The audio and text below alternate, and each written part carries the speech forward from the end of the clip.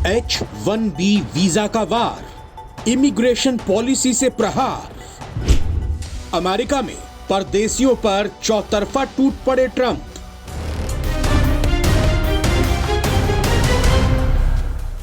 इस वक्त अमेरिका में बेहद मुश्किल हो गई है भारतीयों को नौकरी की।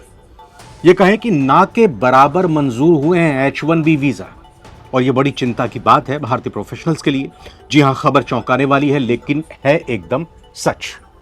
डोनाल्ड ट्रंप की नई नीतियों के चलते भारतीय कंपनियों के H-1B वीजा में एक साल में ही 37% तक की कमी आ गई है। इस साल केवल 4,500 कर्मचारियों को ही H-1B वीजा मंजूरी मिली है, जो कि एक दशक में सबसे कम है। पिछले साल की अगर बात करें तो ये 75-80 हजार के बराबर संख्या बैठती थी। नमस्कार, नवभारत टाइम्स आप देख रहे हैं। मैं रविंद्र सिंह आपके साथ, और ये वक्त है सारी दुनिया का। अमेरिका के विकास में भारतीयों का बेहद महत्वपूर्ण योगदान है। H-1B वीजा पर एलन मस्क ने बड़ा बयान देते हुए कहा कि भारतीयों के लिए यह पॉलिसी बंद नहीं होनी चाहिए। यह बयान तो एलन मस्क ने दिया है, लेकिन इस बयान को डोनाल्ड ट्रंप शायद नहीं समझ पा रहे, और इसी वजह से डोनाल्ड ट्रंप की नई नीतियों की वजह से भारतीयों के लिए संकट की स्थिति आ गई है। अमेरिका में डोनाल्ड ट्रंप की सख्त इमिग्रेशन पॉलिसी के बाद भारतीयों के H-1B वीजा में एक साल में ही 40% करीब कमी आ गई है। USCIS के आंकड़ों के मुताबिक साल 2015 से अब तक H-1B वीजा की मंजूरी मिलने में 70% कमी देखने को मिल रही है। वहीं एक साल में ये 37% कम हो गया है। भारत की 5 सबसे बड़ी IT कंपनियों में TCS के ही सबसे ज्यादा कर्मचारियों को H-1B वीजा इस बार मिला है। वहीं भारत की कंपनियों को कुल 4,500 H-1B वीजा ही जारी हो सके हैं, जो कि इस दशक में सबसे कम है। TCS का भी रिजेक्शन रेट 7% तक बढ़ गया है। साल 2024 में TCS के 4% एप्लीकेशन ही रद्द हुए थे, जो इस बार बढ़ गए हैं। इस साल TCS के 5,293 कर्मचारियों को अमेरिका में अपनी नौकरी जारी रखने की इजाजत मिली है। वहीं भारत से अमेरिका जाने वाले कर्मचारियों की अगर बात करें तो इस साल TCS के केवल 846 लोगों को ही H-1B वीजा दिया गया है। साल 2024 में यह संख्या 1,452 थी। अब अमेरिका में भारत की टॉप IT कंपनीज में पहले नंबर पर TCS ही है, जिसका रिजेक्शन रेट 7% है। इन्फोसिस का रिजेक्शन रेट 1% है। HCL अमेरिका का 1% है। LTI माइंडट्री का 1% और विप्रो का 2% रेट है।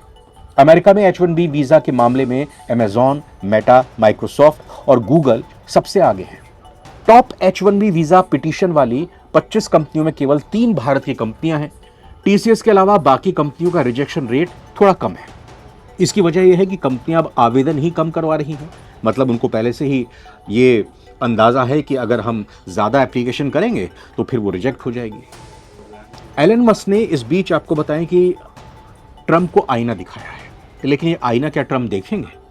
दरअसल एलन मस्क ने भारत की तारीफ की है, भारतीयों की तारीफ की है। अमेरिका में H-1B वीजा की नीति को लेकर एलन मस्क ने बड़ा बयान दिया। उन्होंने कहा कि भारतीयों से अमेरिका ने खूब फायदा कमाया है। मस्क ने कहा कि तकनीक और नवाचार, यानी ये कहें कि एक तरह से नई नई चीजों को लाने के लिए इस क्षेत्र में भारतीय अप्रवासियों की प्रतिभा ने अमेरिका को बहुत लाभ पहुंचाया है। उन्होंने ये भी कहा कि वैश्विक कंपनियों में शीर्ष पदों पर भारतीय मूल के ही लोग हैं। आपको बता दें कि बीते कुछ समय से ही ट्रंप और मस्क के रिश्तों में दरार पड़ गई है। इस बार चुनाव में मस्क ने ट्रंप का खुलकर समर्थन दिया था। इसके बाद वो सरकार का हिस्सा भी थे। हालांकि अनबन के बाद अब वो एक दूसरे पर हमलावर नजर आते हैं। अब थोड़ा समझने की कोशिश करते हैं कि ये जो इमिग्रेशन पॉलिसी है, इसमें क्यों बड़ा बदलाव देखने को मिल रहा है। हाल फिलहाल की घटनाएं इसमें कितना जिम्मेदार हैं भारत और अमेरिका, या कहें कि ट्रंप और मोदी के रिश्तों के कारण कितना इस पर असर पड़ रहा है। यूएस की इमिग्रेशन पॉलिसी इस वक्त चर्चा में है। वजह है कि अमेरिका के राष्ट्रपति डोनाल्ड ट्रंप का वो बयान जिसमें उन्होंने कहा है कि उनका इरादा लंबे समय तक शरण देने पर रोक लगाने का है। आखिर ट्रंप ने ऐसा क्यों कहा और अमेरिका की इमिग्रेशन नीति में बदलाव करने की बात कहां से उठी? तो आपको बता दें कि अमेरिका की इमिग्रेशन पॉलिसी दुनिया की सबसे जटिल और कई लेयर्स की बहुस्तरीय नीतियों में से एक मानी जाती है। बहुत मुश्किल होता है अमेरिका का वीजा हासिल करना, जिसमें थोड़ा बहुत भी बदलाव भारी संख्या में लोगों को प्रभावित करेगा। अमेरिकी इमिग्रेशन नीति में अत्यधिक राजनीतिक मुद्दा है ये, और वहां पर प्रशासन बदलने के साथ नीतियों में बड़े बदलाव होते हैं। पहले बाइडेन की सरकार थी, वहां अलग नीतियां थी, अब ट्रंप की सरकार है, वो अपने तरीके से चल रहे हैं। अमेरिकी राष्ट्रपति ट्रंप ने पूर्व प्रेसिडेंट जो बाइडेन के एडमिनिस्ट्रेशन के तहत मंजूर किए गए अजाइलम केस और 19 देशों के नागरिकों को जारी किए गए ग्रीन कार्ड की बड़े पैमाने पर रिव्यू का आदेश दिया है। यानी कि खतरे की तलवार इन 19 देशों के लोगों पर लटकी हुई है। अब ऐसे देशों की संख्या 19 से ज्यादा भी होने की संभावना है। 19 देशों में भारत तो नहीं आता, लेकिन 19 से ज्यादा संख्या भी बढ़ सकती है, और आगे आने वाले समय में हो सकता है कि इसका दायरा भारत तक भी बढ़ जाए। यानी कि H1B वीजा की तो बात है ही, इसके साथ साथ और भी ज्यादा कठोर नियम भारतीयों के लिए, चाहे वो पढ़ाई की बात हो या नौकरी की बात हो, वो ट्रंप के प्रशासन की तरफ से बन सकते हैं। तो ट्रंप ने ऐसे देशों की संख्या के बारे में तो विस्तार से नहीं बताया, लेकिन हाँ, ये साफ जरूर कर दिया है कि 19 से ज्यादा भी इन देशों की संख्या हो सकती है। उन्होंने कहा कि वो अच्छे देश नहीं हैं, वो अपराध से ग्रस्त देश हैं, और ऐसे देश हैं जो कामयाबी के नजरिए से दर्ज ही नहीं होते। अब ट्रंप ने यह भी कहा कि सच कहें तो हमें अपने देश के उनके लोगों की ज़रूरत नहीं है जो हमें बताएं कि क्या करना है। तो सख्ती साफ तौर पर ट्रंप की तरफ से देखने को मिल रही है, और अगर ट्रंप की तरफ से सख्ती बरती जाती है, पूरी तरह से बैन लगा दिया जाता है, तो फिर इसका क्या असर पड़ेगा भारत पर और बाकी देशों पर। ज़्यादा चिंता तो हमें भारत की करनी चाहिए। ये जो कदम उठाया गया है ट्रंप की तरफ से, ये एक बड़ा बदलाव का संकेत दे रहा है। इसका असर न केवल जो अमेरिका में शरण चाहते हैं उन पर पड़ेगा, बल्कि प्रवासियों पर भी पड़ेगा। इसके अलावा अमेरिकी समाज, अमेरिका की इकोनॉमी और वैश्विक मानवाधिकार मानकों पर भी इसका असर पड़ेगा। जो लोग उत्पीड़न या हिंसा से भागकर अमेरिका में शरण मांग रहे हैं, उनके लिए कानूनी रास्ते लगभग बंद हो जाएंगे या बहुत मुश्किल हो जाएंगे। वहीं इस नीति के साथ साथ अवैध रूप से रह रहे लाखों प्रवासियों के बड़े पैमाने पर निर्वासन अभियान चलाने की भी योजना है, जिससे अप्रवासी समुदाय में अनिश्चितता और डर का माहौल बनेगा। इस तरह की व्यापक रोक को अदालतों में भी गंभीर कानूनी चुनौतियों का सामना करना पड़ेगा, और वहीं प्रशासन का ये तर्क है इसके पीछे कि इससे अवैध प्रवेश खत्म होगा, देश की सुरक्षा मजबूत होगी, लेकिन इससे सीमा पर मानवीय संकट गहरा सकता है। बड़ी संख्या में लोग वहां सीमा पर एकजुट हो सकते हैं, जुट सकते हैं। उधर संयुक्त राष्ट्र की जो एक तरह से कहें कि संस्था है, या इसके अलावा और भी अंतर्राष्ट्रीय मानवाधिकार संगठन है, उन्होंने ट्रंप के इस कदम की आलोचना की है। ये नीति वैश्विक स्तर पर शरणार्थी संकट से निपटने के अमेरिका के नेतृत्व और रुख को बदल सकती है, जिससे बाकी देश भी इसी तरह के कदम उठाने के लिए प्रोत्साहित हो सकते हैं कि अगर अमेरिका ने ऐसी नीति बनाई है तो फिर हमारे लिए भी, बाकी लोगों के लिए ऐसी नीति बनाना मजबूरी बन गई है। अब सभी की जो निगाहें हैं वो ट्रंप के संभावित कदम पर टिकी हुई हैं कि ट्रंप क्या फैसला लेते हैं। इन 19 देशों के बारे में सख्ती तो उन्होंने की ही है, H1B वीज़ा पर सख्ती की ही है, पढ़ाई को लेकर जारी किए जाने वाले वीज़ा को भी लेकर वो कठोर नियम बना रहे हैं।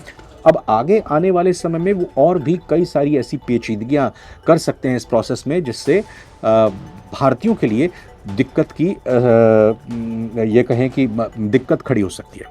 अब इस पर पूरा ठीकरा ट्रंप बाइडेन के ऊपर फोड़ रहे हैं। यानी कि पूर्व जो सरकार है बाइडेन की, बाकायदा ट्रंप ने जो शोभा नहीं देता उनको राष्ट्रपति के पद पर वो है, उन्होंने सोशल मीडिया प्लेटफॉर्म ट्रूथ पर लिखा है कि धूर्त जो बाइडेन। जी हाँ, उन्होंने धूर्त कहा है जो बाइडेन को, और कहा है कि मेयरकास और कमला हैरिस ने, इन 3 नेताओं का नाम लिया पूर्व सरकार के, राष्ट्रपति इनमें से एक। उन्होंने कहा कि धूर्त जो बाइडेन, मेयरकास और कमला हैरिस ने किसी को भी और सभी को पूरी तरह से अनियंत्रित और बिना किसी जांच के आने देकर हमारे देश का सचमुच बेड़ा गर्क कर दिया है, बर्बाद करके रख दिया है। होमलैंड सिक्योरिटी विभाग ने भी पहले वाली बाइडेन प्रशासन पर लखनवाल जैसे प्रवासियों को देश में आने पर राष्ट्रीय आत्मविनाश करने का आरोप लगाया, और विभाग के आगे कहा गया है कि अफगान नागरिकों के लिए आवर्जन अनुरोध सुनिश्चित करने के लिए ये अभी फिलहाल सस्पेंड किए जाते हैं। तो अभी की स्थिति तो यही है कि भारतीयों को कुछ और भी विकल्प तलाशने होंगे। भारतीयों की तरफ से विकल्प तलाशने की कोशिश भी की जा रही है कि उनके लिए ट्रंप की तरफ से खड़ा किया गया, ट्रंप की सरकार की तरफ से खड़ा किया गया संकट कितना गंभीर हो सकता है, और समय रहते भारत को अब अमेरिका के अलावा और भी विकल्पों की तलाश करनी पड़ेगी। फिलहाल सारी दुनिया के आज के इस एपिसोड में इतना ही। नमस्कार।